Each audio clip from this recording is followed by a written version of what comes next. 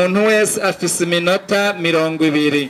Rero ku ruhande rw'abayisilamu turahamagaye mwarimu ari ku ruhande rw'abayisilamu Haji turaguhamagaye Haji Idrissa kugira ngo ashike ngaha tumumvirize neza dutekanye mu minota yiwe 20. turamuhaye ikaze. Assalamu alaikum wa rahmatullahi wa barakatuh. Wa alaikum assalam wa rahmatullahi wa barakatuh.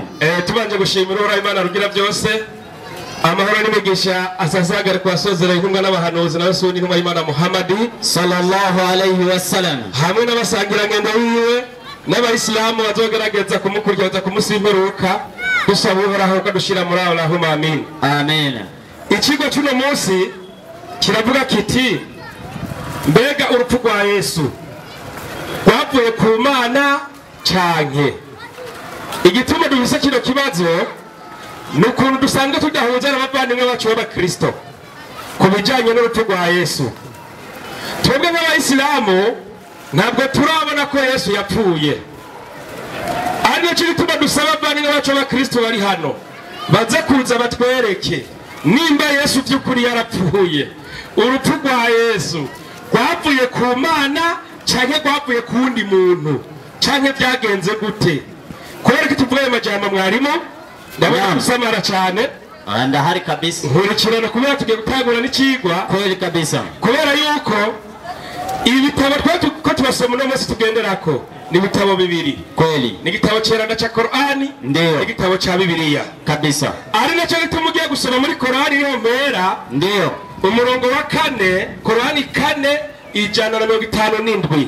Sura Nisa, usome twumvirize. 4:157. Ego. Inasema baada a'udhu billahi minash shaitani rajim. Naam. Bismillahir rahmanir rahim. Kuzina y'Imana nyeni mbabazi nyeni muhwe. Aya inasema havuga ngo iki? No kubera imvugo yabo. Ngo no kubera imvugo yabo baravuze bati mu by'ukuri twebwe twarishe Masihi intumwa ya Allah, intumwa y'Imana ugira byose, ariko ntibamwishe. Qur'ani yavuga ati ntabwo bishe Yesu kandi ntibanamubambye, kandi Yesu ntiyigeze aje no kumusaraba. Icyo ni icyemezo cya mbere twebwe abayisilamu duhagaze ko yuko Yesu atigeze apfa. Turakeneye rero hano umwarimu w'Abakristo ahagurutse atwigishe abayisilamu mbe muri mukuri cyangwa muri mu kinyoma, kugira ngo abantu bonyere birongere iki ukuri. Mbega Qur'ani nyene ikigaro kikatubwira gute nimba Yesu yarapfuye yoba yariyahuye, baramunize, bamuteye imisumari, ninde yamwishe, harihe, sangapi? Kubera cyumbuza amajambo mwarimu kweli Qur'ani 3:145. Bismillahir rahmanir rahim. Naam. Nta numwe azopfa, Imana yavuga iti nta numwe azopfa atari ku ruhusha rwa Allah, atari ku ruhusha rw'Imana rugira byose, kandi kugihe yamutegekanirije, kandi uwo muntu azopfa ruko igihe yari yategekanirijwe kigeze. Harabandanya nushaka impembe yo kwisi, tuzoyimuha. Nushaka impembe y'ubuzima budahera, tuzoyimuha. Uwo nawe azoyihabwa. Kandi tuzohemba abashima. Ikibazo cyangira ngari igana tuba umuntu apfa. Ikibazo iyi Mana dusenga niyo yishe Yesu. Turakeneye kumenya ni hehe Imana yabwiye Yesu ati genda upfe kugira ngo upfire abantu. Ikigira kabiri kugira ngo apfe, urumva Imana iba yabishatse kandi Imana ikamuhemba. Mbega ku Imana ishiraho umuntu n'igihe azoberaho, umwana w'umuntu yoba yarashoboye gupanga urupfu Yesu apfe Imana idashaka? Nimba yabipanze hehe Imana yongera irabishira mu ngiro kugira ngo tubone yuko Yesu Imana ariyo yatumye agira gute apfa. Sinzi ko biriko murantahura bari bo muri hano, biriko biratahurika. Sinzi ko biriko murabitahura. Nimba Imana ariyo yishe Yesu, ndakenera inyandiko muri Bibiliya cyangwa muri Qur'ani ivuga ati jewe Imana nije nishe Yesu kandi tumuntu ndamuhemba. None Imana yabahembye Yesu urupfu? canke yamujanye kubera ari mwiheranye mujana mwijuru. Niho dukeneye kumenya ukuri rero byagenze gute ko Imana rituma umuntu apfa. Niyo yishe Yesu imwica bivuye kuki? Yesu azira iki? Kubera ko muze amajambo mwarimo ndio abavandimwe bacu b'Abakristo baratubwira ati Yesu yaducunguye ibyaha byacu, ariko twe nk'Abayisilamu tukavuga tuti burya nta muntu acungura uyundi. Kubera ko tubivuga uko mwarimo, ese Bibiliya irabyemeza canke ntibyemeza? Zekiyeli 18:20. Ezekiyeli, ubutumwa bwiza bwanditswe na Ezekiyeli umurongo wa 20. Inyandiko iragira iti kubasoma n'abandika muri Bibiliya. Yego, umuntu akora icyaha niwe azopfa. Bibiliya ivuga amajambo akomeye, umuntu akora icyaha niwe azopfa. banza urindire Ikihe kubera ko umuze amajambo mwarimu Qur'an 19:19. A'udhu billahi minash shaitani rrajim. Naam. Bismillahir rahmanir rahim. Aya inasema havuga ngo iki? umumarayika aramwishura ati, umumarayika yishura Mariya nyina wa Yesu ati, jewe natumananye n'impuhwe, jewe natumananye n'impuhwe kugira ngo ndakubwira inkuru y'ingabirano y'umwana w'umuhungu w'umweranda. Qur'an iremeza ko Yesu yari mweranda.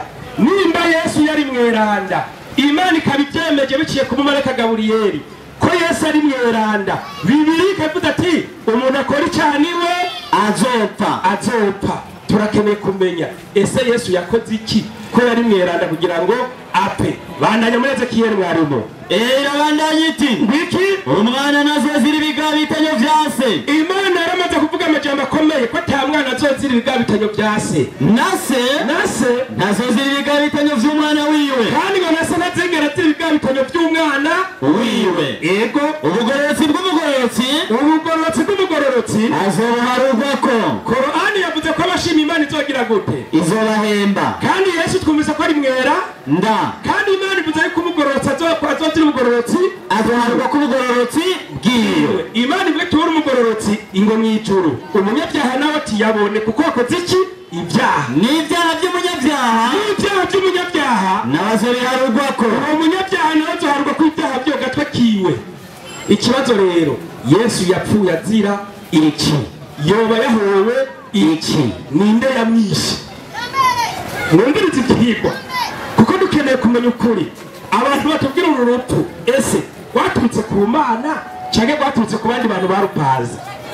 Jewe Umuyisilamu hari inyandiko nasomye muri Bibiliya, maze kuyisoma muri Bibiliya ica ndabona ko urupfu rwa Yesu ari urupangano.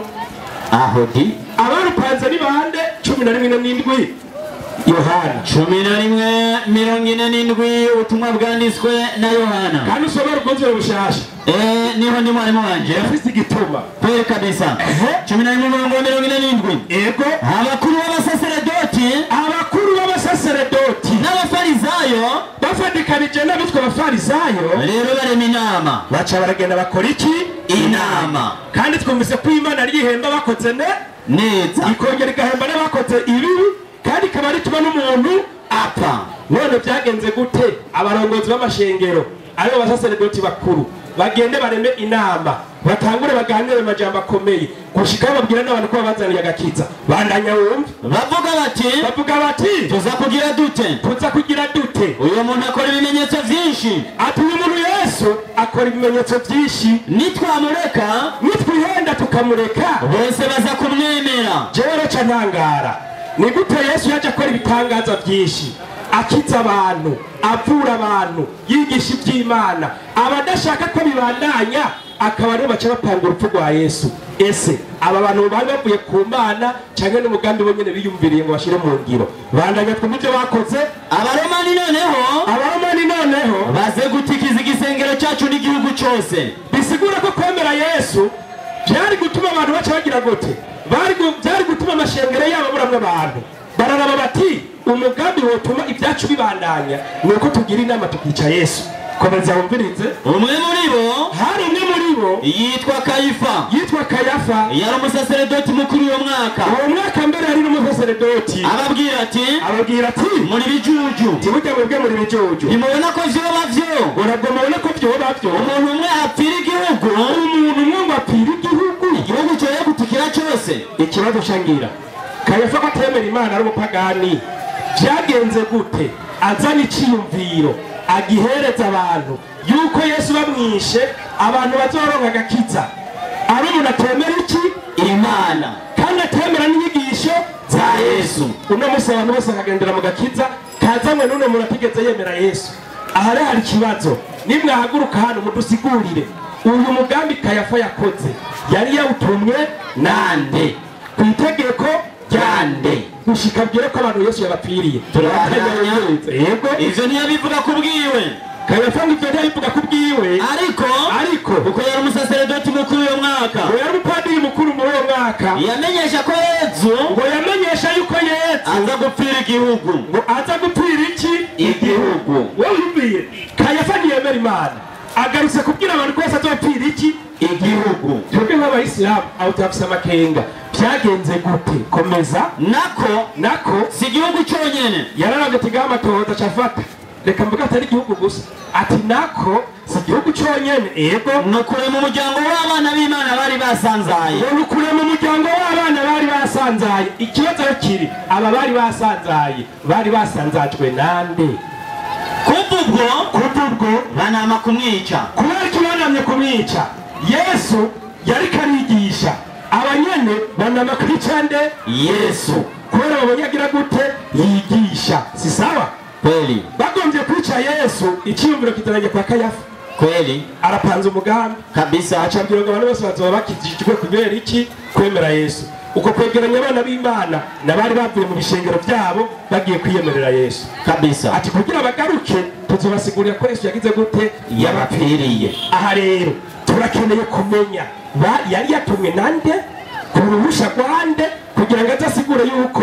Yesu apfira abantu bose bitangazwe n'umuntu atemera iki imana kuri ubwo rero turakeneye kumenya urupfu rwa Yesu rwaturutse ku Mana cyane n'abandi bantu barupanze kubera cyo mwari mutuvuga ayo majambo ndiyo hari umugani Yesu yigeze kuvuga ati nta muntu yosaba umukate se ngo amuhiki ibuye cyane ngo asabe sinzoka mu ifi ngo amuhiki ifi inzoka usaba ifi ngo amuhibu inzoka si sawa umuntu wese ni Rwanda jaye abantu bose ibyo barabizi nimba ari uko ese mbe Yesu ko asenga Imana mbe warumvigwa cyane n'ubigeze wumvigwa nimwazana murabitubwiye kuko Yesu yarigeze gusenga asaba ngo urupfugire gute rumurengane ni gute umuntu yamenye icyamuzanye ku itegeko rya bosi agaca asaba ibintureko na gatanu Mariko ubutumwa bwiza bwanditswe na Mariko yego inyandiko iragira iti igira ngo iki ahanyene muri Bibiliya hagira hati yego yunguruza imbere gatoya Yesu yunguruka imbere gato yubama hasi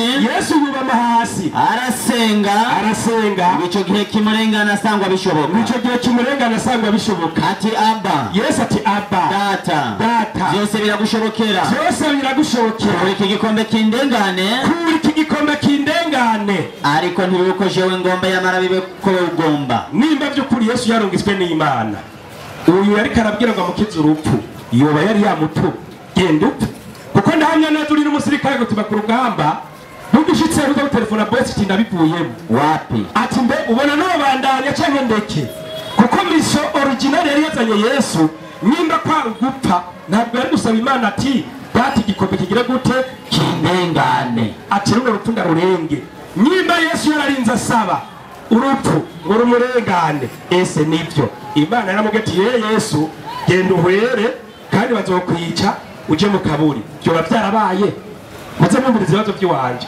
byo byarabaye Imana ikabwira Yesu tugenda upfe tubyivugire pana Yesu bamuvugire kuko hari abantu basoma Bibiliya ntibatahure Bibiliya irafise umwanditsi irafise umuvugwa n'uwabivuze kweli ibyo bintu utazi kubitandukanya ntuze kuzana uwavugiye Yesu dukeneye Imana yonyene yivugira mukaba kumuvugishwa n'Imana ati jewe uhoraho nije natumye Yesu apfira iki abantu cyane jewe uhoraho natumye Yesu aje gupfa burya nivyo dukeneje twitahi kabisa nukuja twitahi ikigo kizoba kirangiye rero ndasaba pastor ari hano uzu twemeze Yesu mbega yarapfuye kubera icyo bimeze gutyo ndio hari inyandiko zivuga ko yapfuye muri Bibiliya ziriyo ikibazo naho nyerekera cyahari kweli ko tubona muri Bibiliya Yesu bavuga bapfuye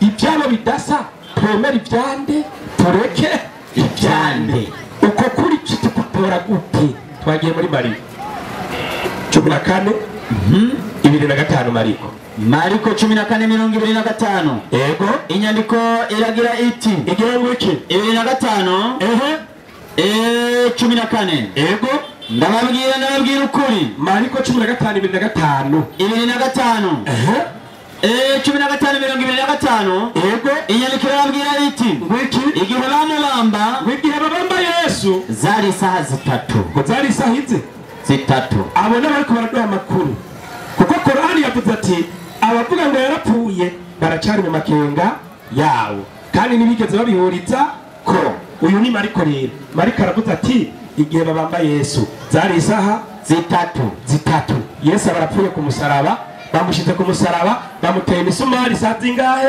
zitatu uyu ni Yesu wa mbere umva wa kabiri 19:14 Yohana 19:14 yego inyandiko iragira iti wari umunsi wo kwitegurira Pasika hari nk'isaha zitandatu aho ngo hari nka saa sita abwira abayuda ati raba umwami wanyu nimuraba umwami wanyu nabo barasemerera bati mukureho mubambe aho ni saa sita ngo mukureho mubambe kandi yabambwe saa tatu turakeneye kumenya aya makuru ya Mariko niyo y'ukuri aya Yohana ni kinyoma kugira ngo tubone neza ko rukuri hama twabona igihe bamubamba bivugwa duce turaba ninde yatumye abamba yaragamije iki kabisa cyo kigwa aha mukanya rindi baza kuraba burya muraranyura bigenda badanye inyandiko harabandanya hati nabo barasemerera bati mukureho mubambe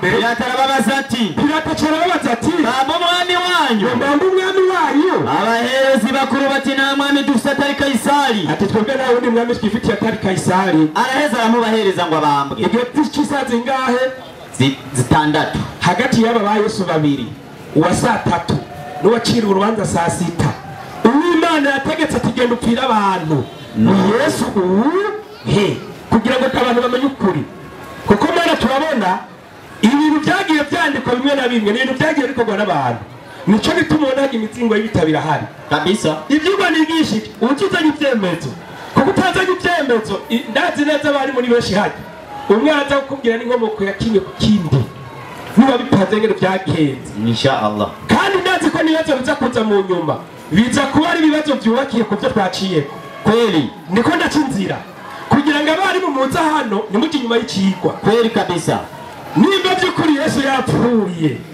uno musa abantu twamatumba ngo ni mwihane si sawa yego nukuri bagaca batubwira bati Yesu yadupfiriye ibyaha byacu ku musaraba si sawa yego twebanye abayisilamu tugira amakenga nimba yarapfiriye ibyaha ku musaraba bigenda gute no munsi nyiribwe muragora abapasitori banyu ngo abasengere mugenda mwihaniki ibyo yabacunguye nabyo nibi uno munsi urabona n'icungu ya demokarasi twibuka uno munsi si sawa yego nukuri yarapfuye demokarasi biraboneka yego uno munsi tukaba turi muri demokarasi basha none twoyibura gute kandi yarabayeho basha nukuri none uno munsi wewe ugumana ibyaha gute Yesu yarabitwaye waracungu aha rero tubaza Imana ntagire urumbira ngo ni Imana ngo yatumye Yesu ngo mucunguke ibyo ndafuta ino ni cyane n'ibizaburi Zaburi 49 umurongo w'indwi yego Bibiliya iravuga iti ivuga iki 49 umurongo w'indwi igitabo cya Zaburi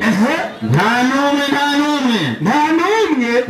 ashobora gucungura mugenzi we na gatoya ibyo bivuzwe n'Imana mbega aya majambo Imana ivuze ko ata muntu n'umwe ashobora gucungura mugenzi we niyo cyane siyo mbega nimba ariyo Imana yarabeshe ikisubire rivuguruza kandi yatwiye batacungura ubu je nibibazo baza kwishura aha nimwaza hano mu nyishure Imana nayo ivugiye batamuntu n'umwe ashobora gucungura mugenzi we kandi ngo nana gatoya yego nukuri iyi ni Imana bivuze aha baza kumenya Yesu sumuntu uraza kumvira iki yes nikoza kuvuga reka nibaritse Yesu n'umuntu 8:40 Yohana ati ngaha turaciye inzira kandi ntuduteba kubera imyanya iri kwiragenda iminota ntiturindira twebwe abahagarikize nta nyigisho dutanga oyaye nta nisiguro reka mpe mugenzi wanje ahagurutse umwarimu wiwe. Abakristo haleluya.